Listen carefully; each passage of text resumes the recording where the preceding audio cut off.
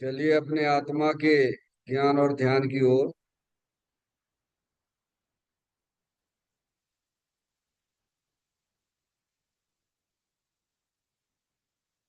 अपने चंचल मन को एवं चंचल उपयोग को स्थिर करने के लिए चिन्वाणी माता के माध्यम से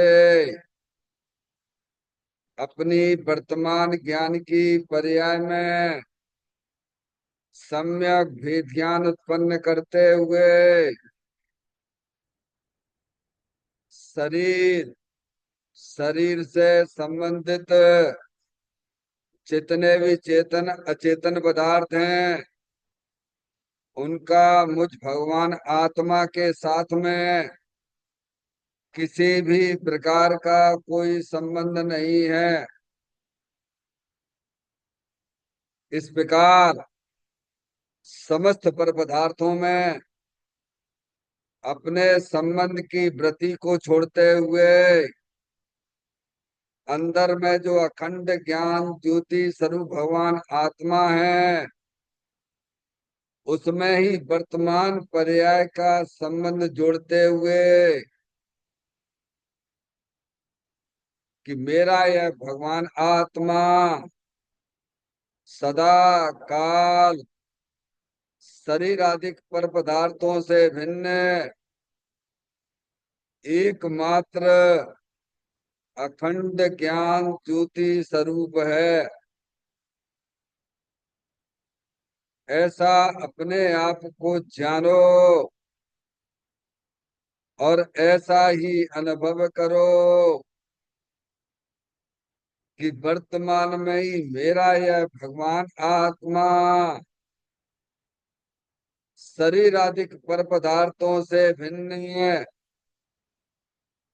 एकमात्र अखंड ज्ञान ज्योति स्वरूप ही है।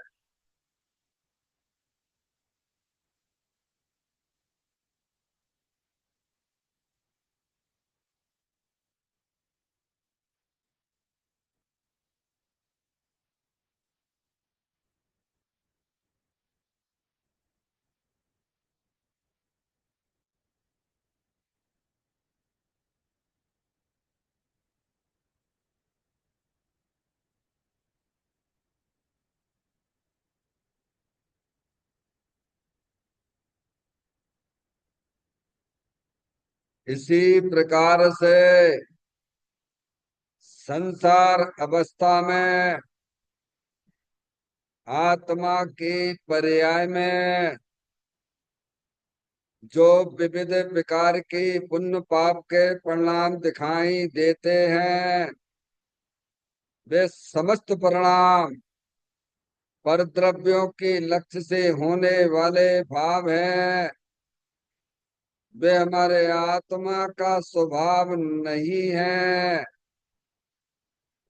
ऐसे समस्त रागादिक परिणामों में एकत्व बुद्धि, ममत बुद्धि, कर्तृत्व बुद्धि, भोक्तृत्व बुद्धि तथा उन रागादिक परिणामों की ज्ञाता बुद्धि को भी छोड़ते हुए अंदर में जो अखंड ज्ञान ज्योति स्वरूप भगवान आत्मा है जो कि सदा काल शरीर रागादिक से भिन्न एकमात्र पूर्ण निराकुलता स्वरूप वाला है। ऐसा अपने आप को जानो और ऐसा ही अनुभव करो कि वर्तमान में ही मेरा यह भगवान आत्मा शरीर रागादिक से भिन्न एकमात्र पूर्ण वीतराग आनंद मूर्ति स्वरूप है।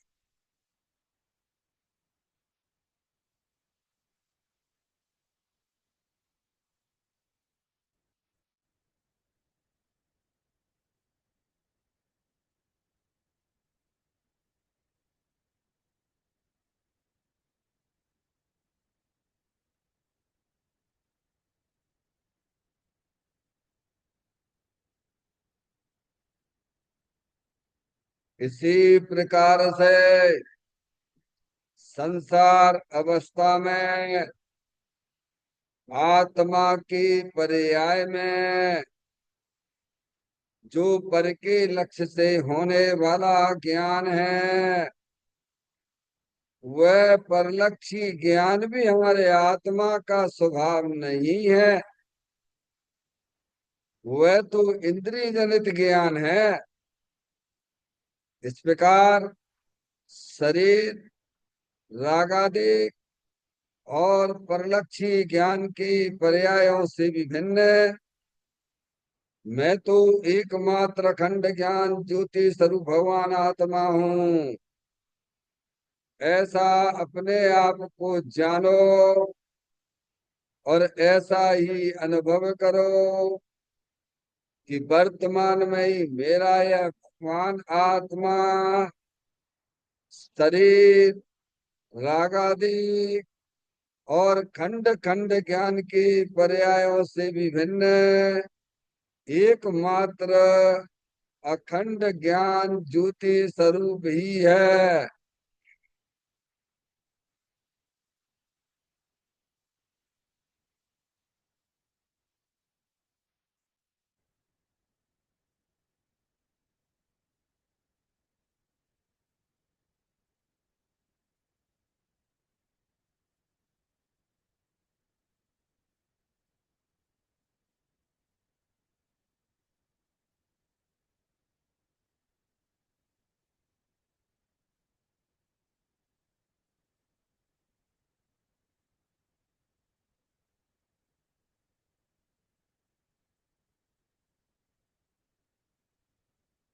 द्रव कर्म भाव कर्म नौ कर्म रहित शुद्धात्म स्वरूपो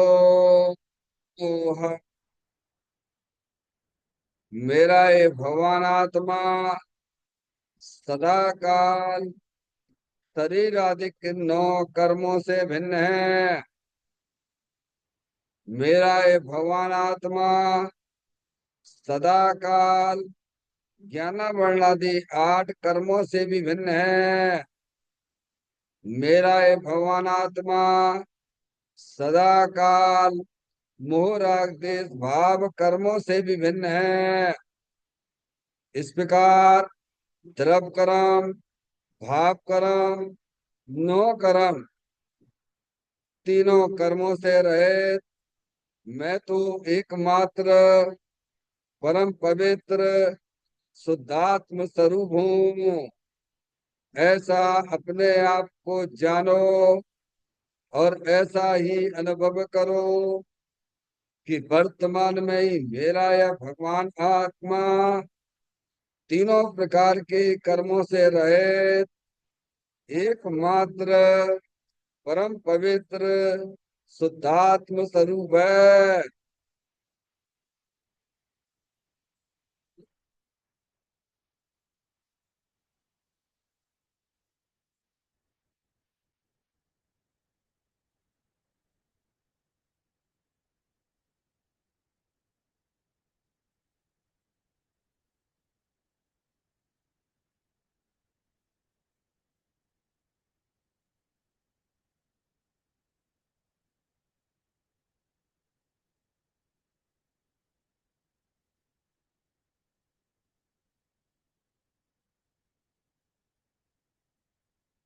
ओम नमः सिद्धेभ्य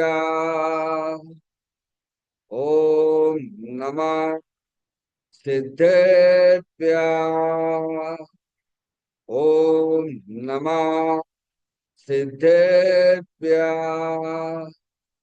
चिंतामणि तम स्वयं का चैतन्य तत्व महान है।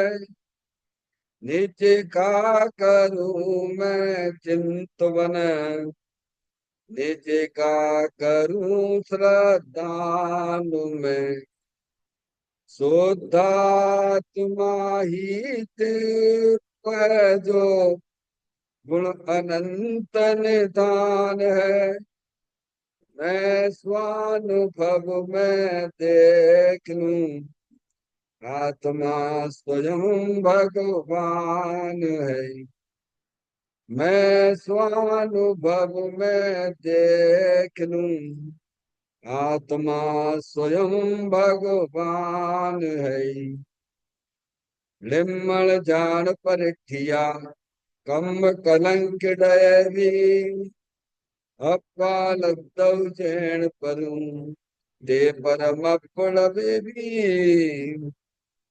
सब कर्म मल्लिका, नाश करवर प्राप्त कर निजवा तुमान।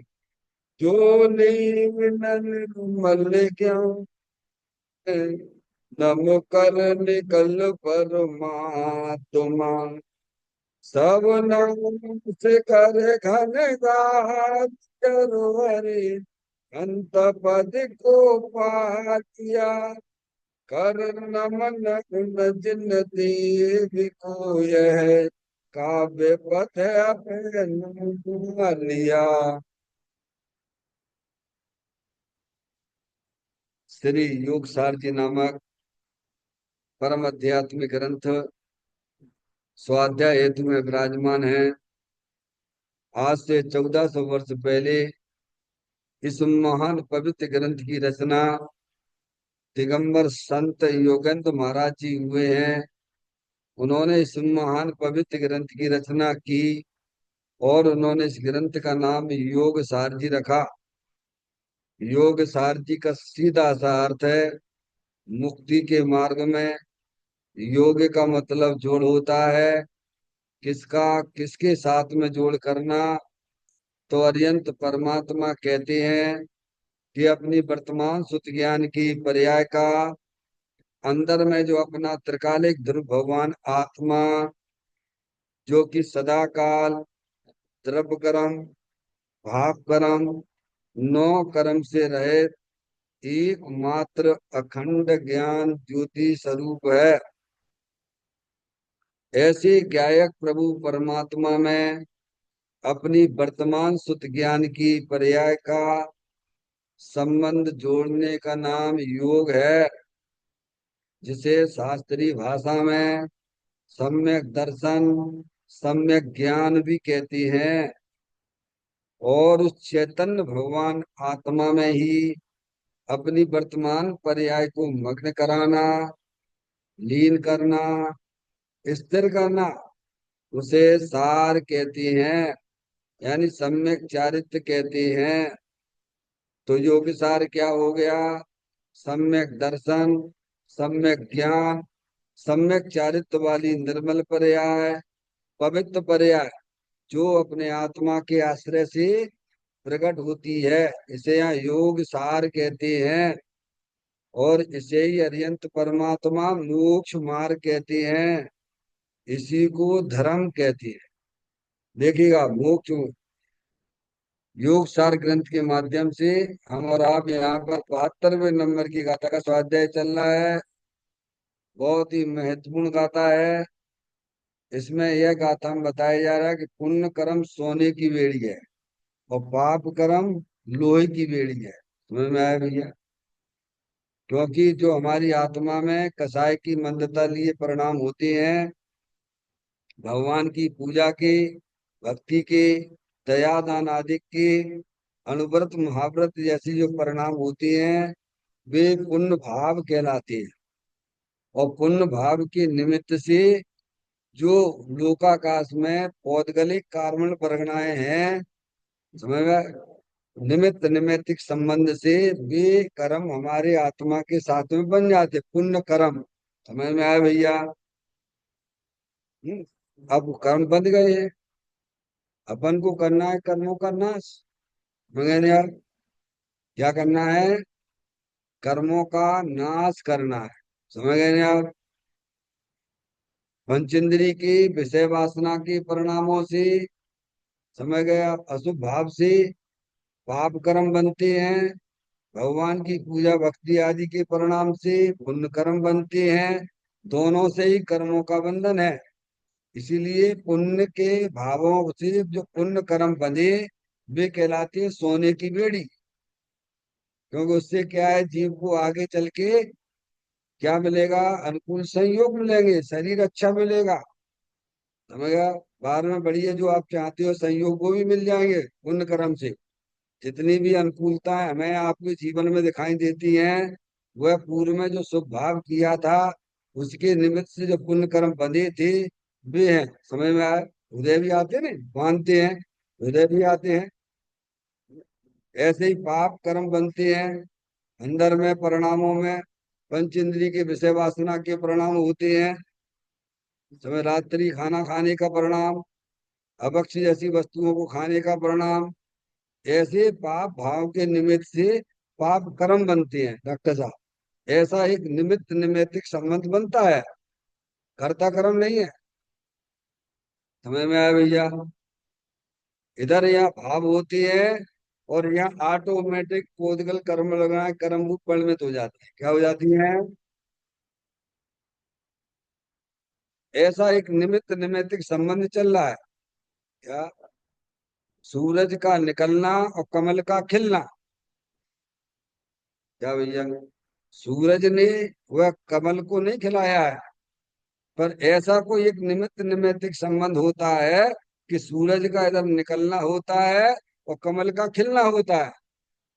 ऐसे ही आत्मा की पर्याय में अनादि काल से शुभ अशुभ परिणाम हो रहे हैं। समझ में आया। लेकिन शुभ अशुभ परिणामों के कारण से वे कर्म नहीं बनते हैं। समझ। वहां पर एक ऐसी व्यवस्था है कर्मों के बीच में कि यहाँ पर तुम्हारे भाव हुए और वहां पे कर्म बंध गए। क्या कहा भैया? दोनों स्वतंत्र हैं। क्या भैया? कर्मों का बदना भी स्वतंत्र, भाव होना वो भी स्वतंत्र डॉक्टर साहब। वो जो जानने की क्रिया हो रही वो भी स्वतंत्र। ये स्वतंत्रता का ज्ञान ज्ञानी के पास में है। वह बचना जानता है। वो जानता है कि ऐसे परिणाम अपन को क्यों करना। जिनसे कर्मों का बंधन हो वो अपनी ताकत पूरी अपनी आत्मा में लगाएगा ना। भाई आत्मा जो वस्तु है वो अनंत शक्तियों से भरेली है ना भगवान। क्या? अपनी प्रत्येक आत्मा अनंत शक्तियों से भरेली है। समझ गया। तो वो अपनी पूरी ताकत वहां लगाएगा नहीं, यहाँ क्यों लगाएगा? जिससे कर्मों का बंधन होता है वो अपनी ताकत क्यों लगाना डॉक्टर साहब। लेकिन ज्ञानी के परिणामों में भी अशुभ से बचने के लिए शुभ परिणाम हुआ करते हैं। लेकिन उसका पूरा वजन किधर है? क्या करे, उसकी मजबूरी है। ज्ञानी के साथ में मजबूरी है, स्वभाव करना मजबूरी है। क्या डॉक्टर साहब? ज्ञानी को स्वभाव करना मजबूरी है, क्या करे वो, रागी जीव है ना। हम्म, अपनी ताकत से पाप भावों से बचता है। समझ में आया भैया। पुण्य में थोड़ा छाया में आके खड़ा हो जाता है। नहीं, छाया में खड़ा होने के लिए काय के लिए है? कि अपने स्वभाव में जाने के लिए। काय के लिए है? थोड़ा ऊंचा बढ़िए आप। हम्म? ये ऐसी व्यवस्था है, निमित्त निमित्तिक संबंध है। यहाँ पर भाव होते हैं। भाव आत्मा की विभाव रूप परिणति है। क्या है? वो आत्मा का स्वभाव नहीं है। आत्मा में जो भी रागादिक परिणतियां होती हैं पुण्य पाप रूप, वे सब आत्मा का स्वभाव नहीं है। अगर वे आत्मा का स्वभाव होते तो अरिहंत परमात्मा और सिद्ध परमात्मा भी आत्मा है, लेकिन उनके परिणामों में तो ये चीज नहीं देखी जाती है, इसीलिए वो निकल भी जाते हैं। अगर स्वभाव हो तो डॉक्टर साहब बहुत मुश्किल हो जाएगा। अगर व्यवहार रूप परिणतियां, शुभाशुभ रूप परिणाम अगर आत्मा का स्वभाव हो तो बहुत मुश्किल है। तो स्वभाव तो ये हर समय एक जैसा रहता है ना। अरे कभी शुभ होता है कभी अशुभ होता है वगैरह, ये तो बदलने वाली चीज है, स्पष्ट है। और नहीं बदलने वाली तो जानने देखने वाली चेतन आत्म वस्तु है, बीतराग भाव है। बिना भगवान आत्मा बीतराग आनंद मूर्ति स्वरूप है। मैं अब चूंकि हमारी पर्याय में इस समय बीतराग रूप परिणति नहीं है, शुभाशुभ रूप परिणाम है, तो घबराने की जरूरत नहीं है। बिल्कुल घबराने की जरूरत नहीं है। नहीं, भीतराग भाव तो हर समय उपलब्ध है ना प्रभु। क्या समझ में आ रही बात? डॉक्टर साहब, आपकी थाली में मिठाई भी रखी है, और जो है चिरपरी चीजें भी रखी हुई हैं। तो खाने वाला, चिरपरी खाने वाला घबराता है क्या? वो मालूम है कि ये मिठाई रखी नहीं, इसका सेवन कर लूंगा ना मैं, कोई बात नहीं है। लेकिन मेरे को अच्छी लगती थोड़ी, क्या समझ, चिरपरी चीजें अच्छी लगती नहीं, तो जानता है कोई बात नहीं है। मन नहीं मान रहा है ना, तो खा लो ना। फिर ये रखी नहीं बाजू से, इसको खाना है, ये खत्म कर देंगे। ऐसे ही ज्ञानी जानता है, ये शुभाशुभ रूप परिणाम है ना, समय ये हमारी आत्मा का स्वभाव थोड़ा है। हमारे पास तो भीतराग रूप स्वरूप है ना, हर समय उपलब्ध है ना। जे स्वरूप समझे बिना पावे तो कनन, समझाऊं ते पद नमो श्री सदगुरु भगवान।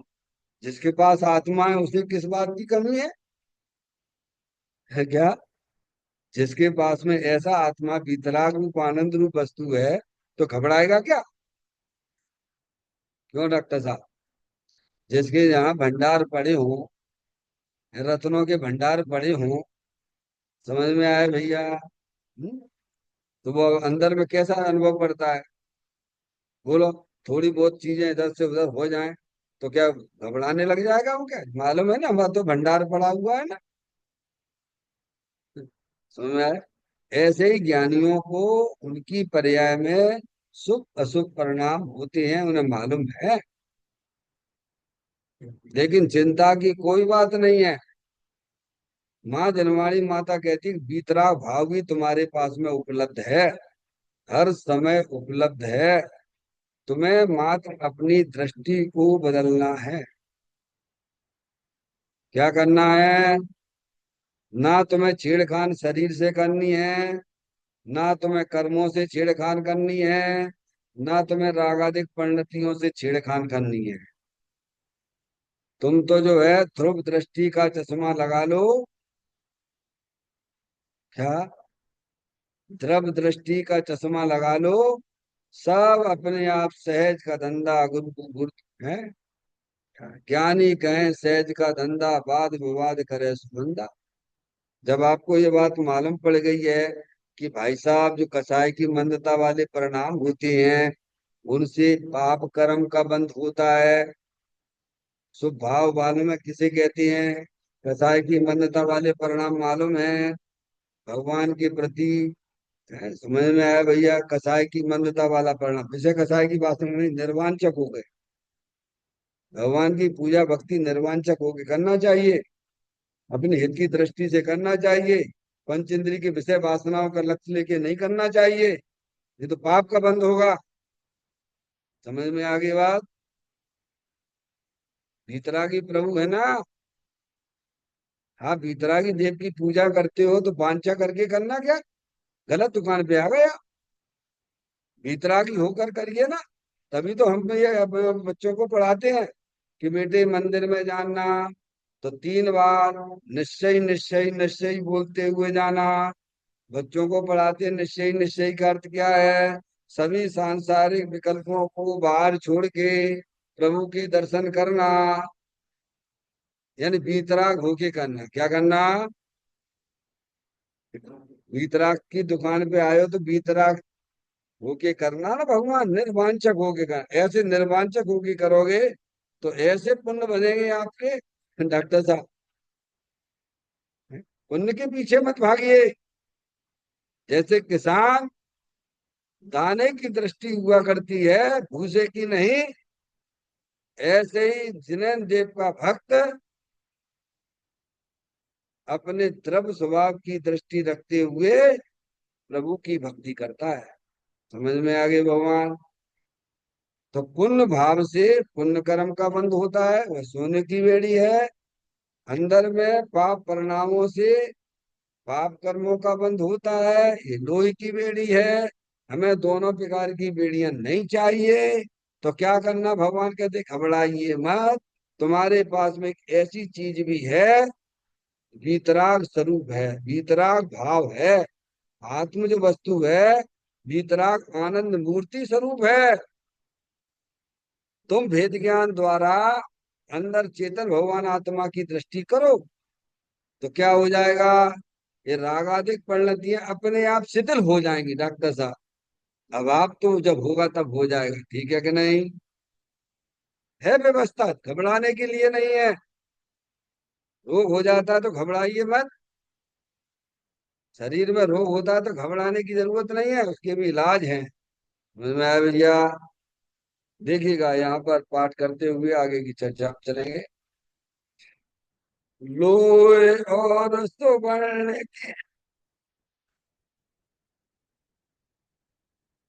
शुभ अशुभ छोड़े ज्ञान जन, दोनों में अंतर है नहीं। ज्ञानी जिसे अपने आत्मा की दृष्टि हुई है उसे ज्ञानी कहते हैं। ज्ञानी ने दृष्टि कहाँ से हटाई है? शरीर से हटाई। शरीर से संबंधित जितने भी चेतन अचेतन पदार्थ हैं उनसे भी उसने अपने उपयोग को पलट लिया है डॉक्टर साहब। और अंदर जो कर्मों की रचना है उनसे भी उसने अपने उपयोग को व्यावृत कर लिया। और जो रागादिक परिणतियां हैं उन रागादिक परिणतियों से भी ज्ञानी ने अपनी दृष्टि हटा ली। इसे कहते हैं शुभाशुभ भाव को छोड़े। तो दृष्टि कहाँ लगी? अरे भाई दृष्टि को है, शरीर शरीर से संबंधित चेतन अचेतन पदार्थों से हटाया, कर्मों से भी हटाया, रागादिक परिणतियों से भी हटाया। तो लगाया कहाँ प्रभु? द्रव्य स्वभाव पे लगा दिया। कहाँ लगा दिया? ये शरीर कर्म और रागादिक परिणतियों को कोई ज्यादा महत्व मत दीजिए आप। क्यों? वे महत्व देने लायक नहीं है, ये तो एक प्रकार के मेहमान जैसे हैं। मेहमानों को कितना महत्व देते हो आप? और महत्व देने लगे आप डॉक्टर मैडम तो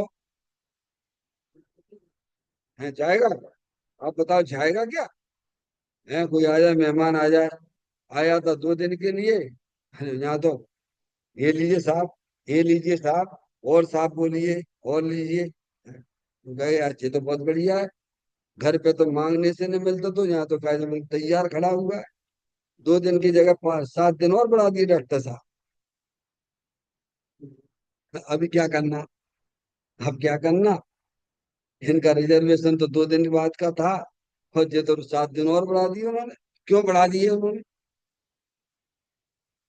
इतनी आवभगत हो रही है बाकी, है मेहमान की इतनी आवभगत उसे घर में ना होती थी। समझ में? तो अभी इनको अपन को क्या करना है? इसको हटाना है मेहमान को। तो क्या करते? उनकी महिमा मत कीजिए। मेहमान, मेहमान यानी महिमा मत करो। मेहमानों की महिमा करोगे तो घर धनी बन जाएंगे वे। वो तुम्हें भी निकाल देंगे बाहर।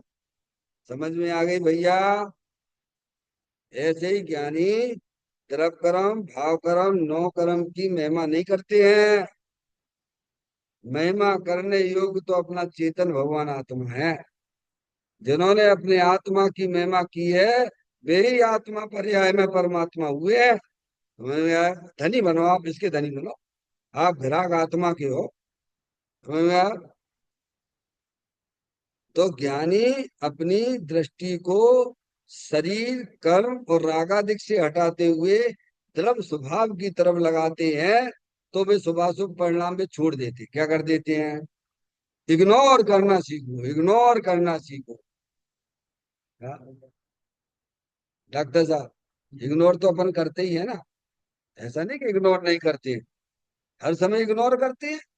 अपने लोगों को अपन आगे रखते हैं, और जो है जिनसे हमें मतलब नहीं है उनको इग्नोर करते चले जाते हैं। तो इग्नोर करना तो हमें आता है ना। तो ज्ञानी भी तो यही तो करते हैं ना। शरीर कर्म रागादि को इग्नोर करते हैं। इग्नोर का मतलब उनकी रुचि छोड़ देते हैं। इग्नोर का मतलब क्या है? शरीर कर्म रागादिक की रुचि छोड़ देते हैं। अगर आप, तो रुचि किसकी है फिर? द्रव्य स्वभाव की। हम ग्राहक काय के हैं? द्रव्य स्वभाव के। इस प्रकार से ज्ञानी शुभ अशुभ परिणामों को छोड़ता हुआ द्रव्य स्वभाव की दृष्टि करता हुआ मोक्ष मार्ग में आगे बढ़ता है। देखिएगा, अब इसके पॉइंट पर देखें। बहुत ही सुंदर बुल है।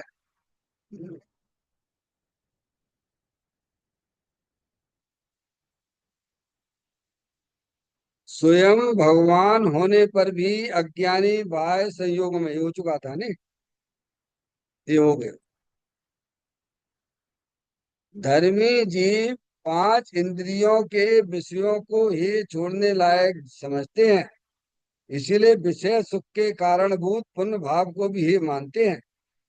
इसके विपरीत अज्ञानी जीव इंद्रिय विषयों में सुख मानता है, इसीलिए उसके पुण्य कर्म के बंधन को भी सुखरूप मानता है, और इसके कारणभूत शुभ भाव को भी उपादेय मानता है। शुभ अशुभ भावों को जिसने अधिक महान माना, उसने आत्मा को हीन माना। उसे आत्मा का प्रेम नहीं, परंतु विषय और विषयों के कारणों से प्रेम है। देखिएगा, धर्मी जीव पांच इंद्रियों के विषयों को ही छोड़ने लायक समझते। कौन धर्मी? देखो, वही धर्मी है। कौन धर्मी है?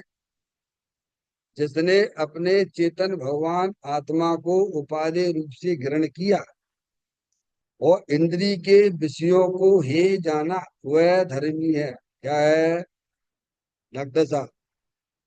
धर्मी की परिभाषा क्या है? धर्मी यानी ज्ञानी, सम्यक दृष्टि जीव। सम्यक दृष्टि जीव से आत्मा धर्मी हो जाता है, तो कहते हैं धर्मी जीव यानी ज्ञानी जीव। पांच इंद्रियों के विषयों को, पांच इंद्रियों के विषयों को, डॉक्टर साहब देखो कैसे पकड़ के बैठा ज्ञानी जी। लड़ाई झगड़े करता रहता है इंद्रियों के विषयों में, डॉक्टर साहब, क्योंकि उसकी पकड़ इंद्रियों के विषयों में है। हाँ, उनको पकड़े हुए, उपयोग में पकड़े हुए है।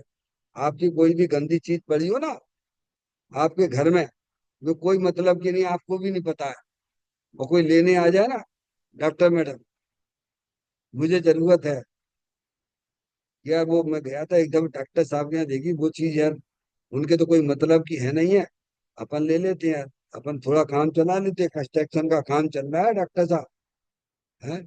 और मैं गया निवेदन, डॉक्टर साहब वो दे दो ना यार, हमारे काम की है। हाँ, वो तो अभी हमारे काम की है, अभी हम काम कंस्ट्रक्शन का काम चालू करने जा रहे हैं ना, चाहे भले ही ना करना हो। समझ में आया भैया?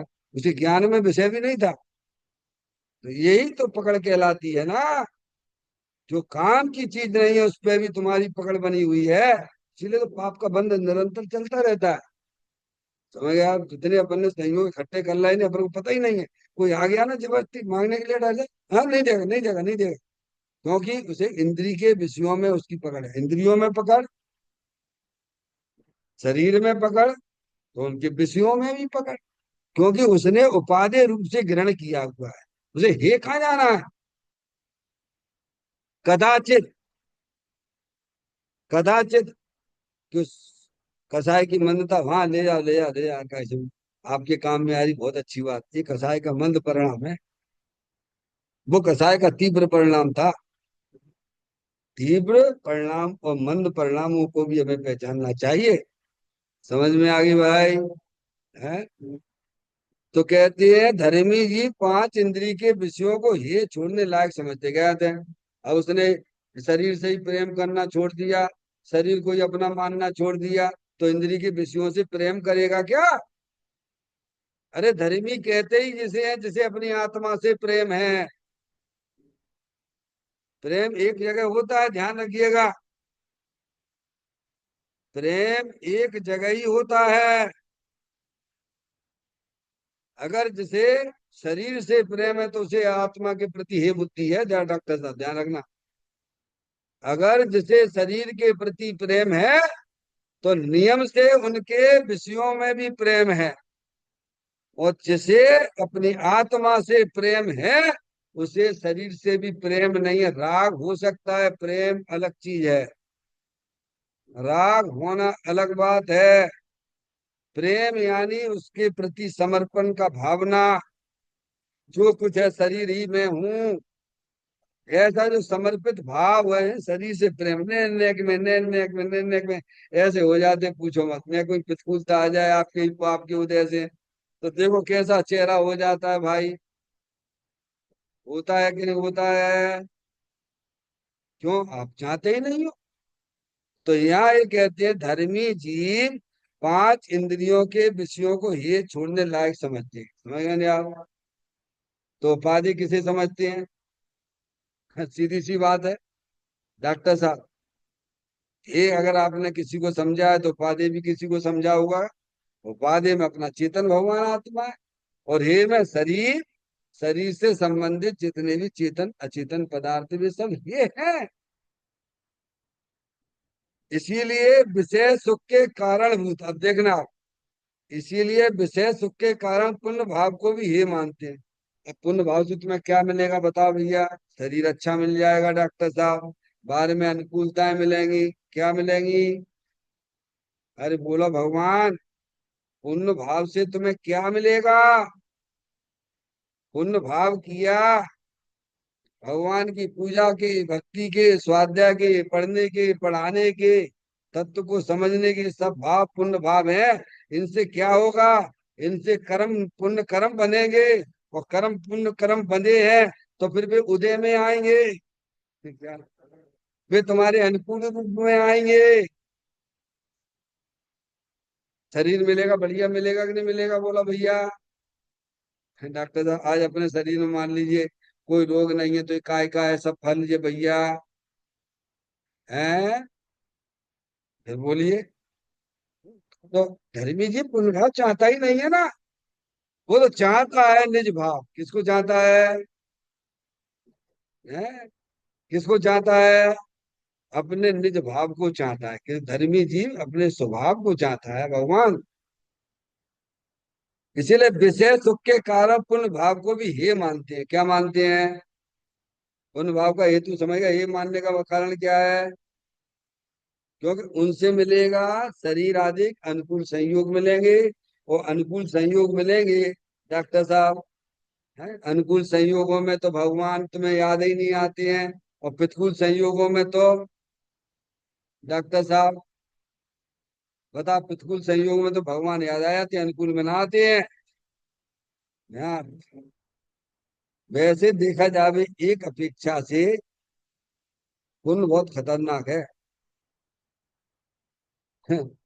पुण्य के उदय बहुत खतरनाक है भगवान। डॉक्टर साहब पुण्य भाव तो ये है ही। क्योंकि पुण्य भाव से पुण्य कर्म बनते हैं।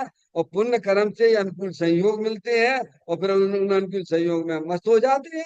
क्योंकि मस्त होने की आदत तो हमें अनादि से पड़ी हुई है। किसमें? किसमें मस्त होते हैं बोलो? किसके साथ खेलते रहते हो आप लोग? पांच इंद्री के विषयों के साथ खेलते हैं। खेलने के लिए भगवान ने अपना चेतन भगवान आत्मा भया। वेद विज्ञान जगो जिनके घट शीतल चित भयो अजिम चंदन। खेली करे शिव मार्ग में जगमाई जिनेश्वर की लघुनंदन। ज्ञानी भी खेलता है। ज्ञानी अपने चेतन भगवान आत्मा के साथ खेलता है। अज्ञानी पंचेंद्रिय के विषयों के साथ खेलते हैं। क्योंकि उसे शरीर और शरीर से संबंधित पर पदार्थ पंचेंद्रिय के विषयों से प्रेम है। शरीर से प्रेम तो शरीर के विषय। अरे अच्छा बढ़िया खाएंगे डॉक्टर साहब तो शरीर स्वस्थ रहेगा।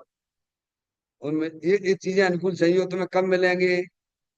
उन भाव से मिलेंगे। इसलिए ज्ञानी कहते हैं हमें ये भी नहीं चाहिए। क्या? जो पुण्य नहीं चाहता उन्हें पुण्य पीछे पीछे भागता है उसके। ध्यान रखना, ये नियम है। बिन मांगे मोती मिले, मांगे मिले ना भीख। जो पुण्य के पीछे भागते उन्हें पुण्य नहीं मिलता है। जो पुण्य को छोड़ देते हैं उनके पीछे पुण्य भागा करता है भगवान।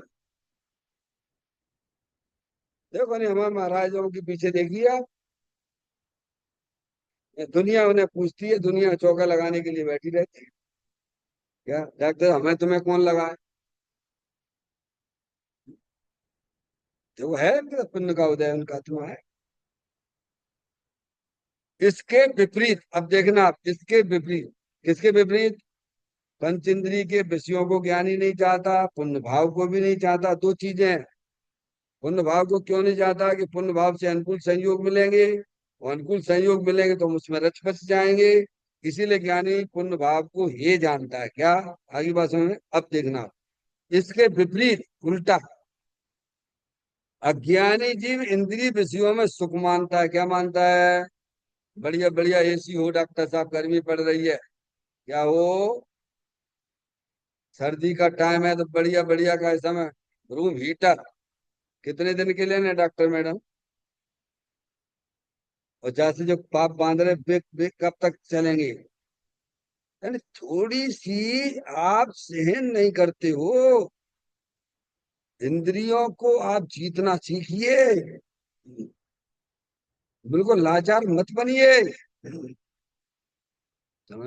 इतने लाचार मत हो जाइए कि दूसरे के सामने तुम्हें गिड़गिड़ाना पड़े। भगवान, इंद्रिय विजयी बनिए ना। तुम्हारे पास ऐसा चेतन भगवान आत्मा विराजमान है अंदर में, सर्वशक्तिमान पंच परमेष्टि जिस पर रीझते हैं, ऐसा भगवान आत्मा तो सबके पास में है। भगवान, फिर उस पर क्यों नहीं रीझते हो? उसका ज्ञान करो, अपनी शक्ति अपनी पर्याय में व्यक्त करो।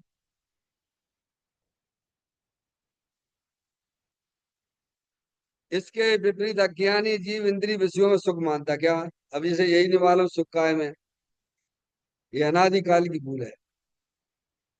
स्पर्श इंद्रिय की भोग भोगेंगे तो हम सुखी हो जाएंगे, हो जाएंगे। भोगते रहो ना, फिर क्यों हटते हो उससे? जब पंचेंद्रिय के स्पर्श इंद्रिय के विषय में सुख है, रसना इंद्रिय के विषय में सुख है, तो खाते रहो ना भगवान। डॉक्टर साहब, पांच रसना इंद्रिय के विषय में कौन सा सुख है बताओ? तो खाते रहो। नमकीन में सुख मिल रहा हो तुम्हें, कब मीठे में सुख मिल रहा हो, फिर बदलते क्यों हो भैया? फिर आइटम क्यों बदलते रहते हो? बिना निर्णय के गाड़ी चल रही है। ऐसे ही स्पर्श इंद्रिय के विषयों में बदलता रहता है। समझ में आया भैया? ऐसे ही चक्षु इंद्रिय के विषयों को बदलता रहता है। यहाँ नहीं, वहां चलो, वहां अच्छा, यहाँ अच्छा, वहां अच्छा। पागल हो रहा हो क्या? कर्ण इंद्रिय के विषयों में पागल हो रहा है। ये नहीं, ये सुनो, ये सुनो, ये सुनो। अरे तुम पराधीन मत होइए भाई, अंदर भेद ज्ञान की ज्योति जलाइए, इंद्रिय विजय बनिए, रागों को भी जीतिए। है ना तुम्हारे पास में ऐसी शक्ति, उसका उपयोग करो। कहते हैं इसके विपरीत अज्ञानी जीव इंद्रिय विषयों में सुख मानता है, इसीलिए उसके पुण्य कर्म के बंध को भी सुख रूप मानता है। जब इंद्रिय के सुख में मानता है तो खूब भगवान की पूजा में इसी में लगा रहता है। क्या? इंद्रिय जो सुन रखा है, ये ग्रंथों में भी सुन रखा है डॉक्टर साहब, ग्रंथों में भी उसने कहीं पढ़ा है। सब जगह ये है कि भाई साहब अच्छे कर्म करो तो तुम्हें सब अच्छे अच्छे मिलने वाले हैं। क्या? तो सीधे उधर ही भागता है, अनुकूल संयोग मिलेंगे ना।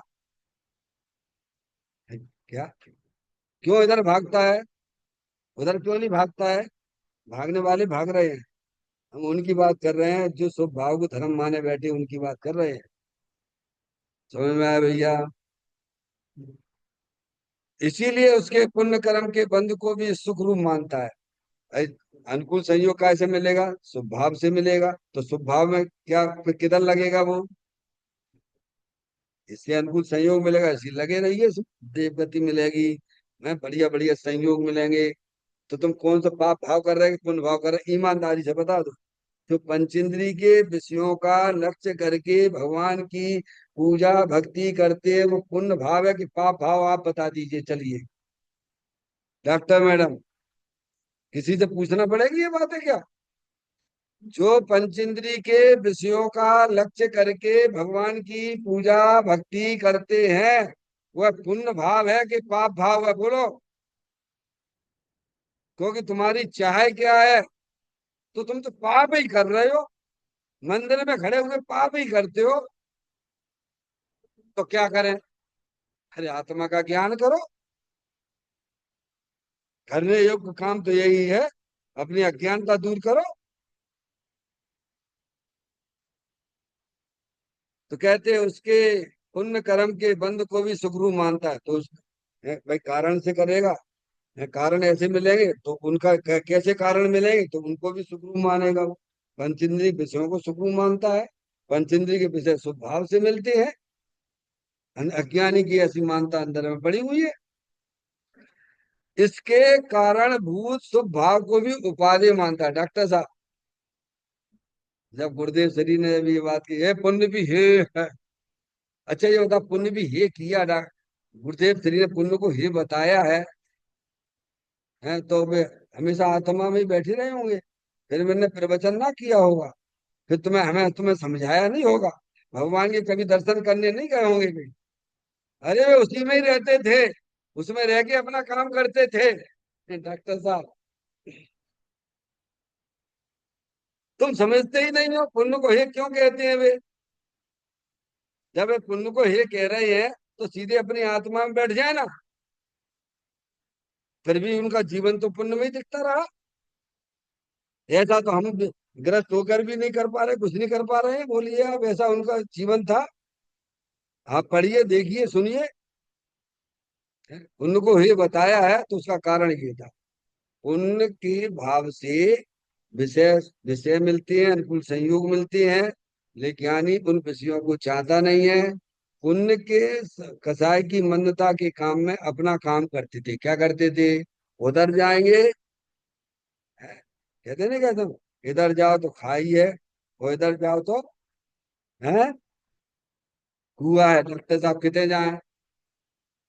अब बताओ क्या करें। ज्ञानी वास्तव में उन भाव को नहीं चाहता है, तुम्हें में आए, चाहे अपनो भाव, किसको भाव, अपना निज भाव चाहता।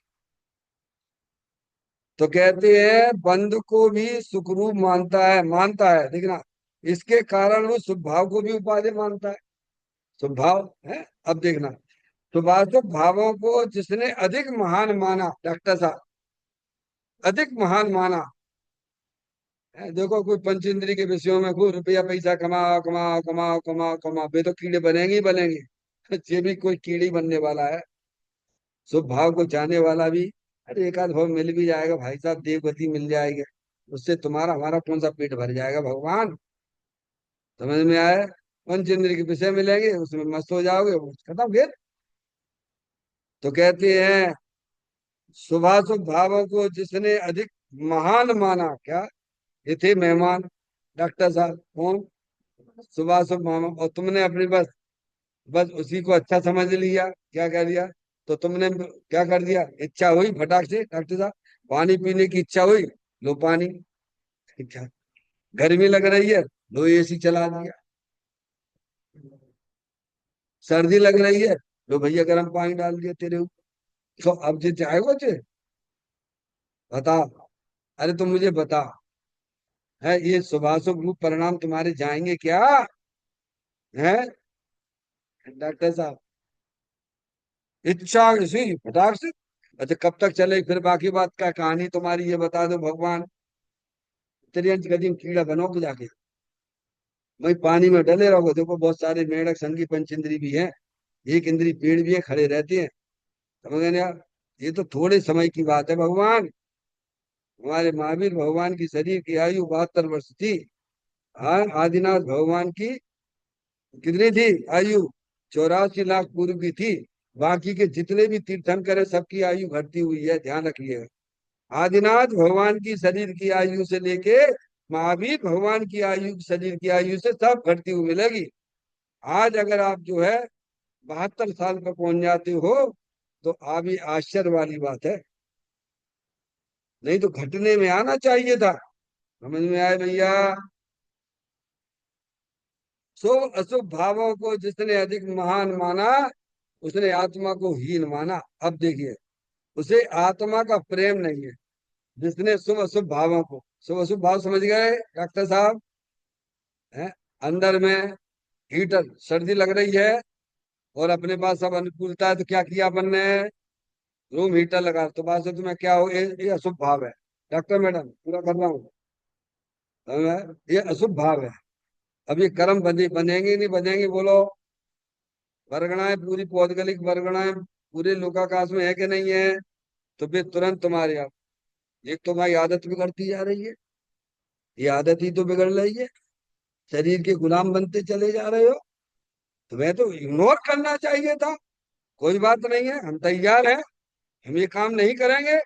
इंद्रिय विजयी बनिए। डॉक्टर साहब, हमारे मुनराज एक टाइम भोजन करते हैं, तो हम दो ही टाइम भोजन करेंगे। तुम तो जब आए तब खाए, जब आए तब खाए। ये तो तुम्हारी क्या कितने दिन की चलेगी ये? समझ में आए भैया? ऐसे इग्नोर करिए, सुबह शुभ भावों को भी जीवन में इग्नोर करना सीखिए। कहते हैं उसे आत्मा का प्रेम नहीं, जिसे शुभ शुभ भाव से प्रेम है उसे आत्मा के प्रति द्वेष बुद्धि है। हे बुद्धि है, ऐसी गाथा है परमात्मा का जी में। डॉक्टर साहब पढ़ लेना। जिसे शुभाशुभ भाव उपाधि लगती है उन्हें अपने आत्मा के प्रति हे पना है। और जिसे आत्मा के प्रति उपाधि पना है उसे शुभाशुभ भाव के हे पना चलता है। समझ में आया भैया? उसे आत्मा का प्रेम नहीं है, ये नियम हो गया। जिसे शुभ भाव से प्रेम है उसे आत्मा के प्रति वो हे बुद्धि है।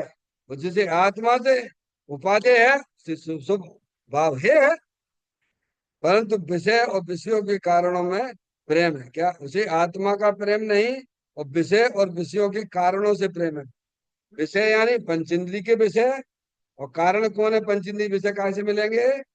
स्वभाव से मिलेंगे। तो प्रेम कहाँ से है बोलो?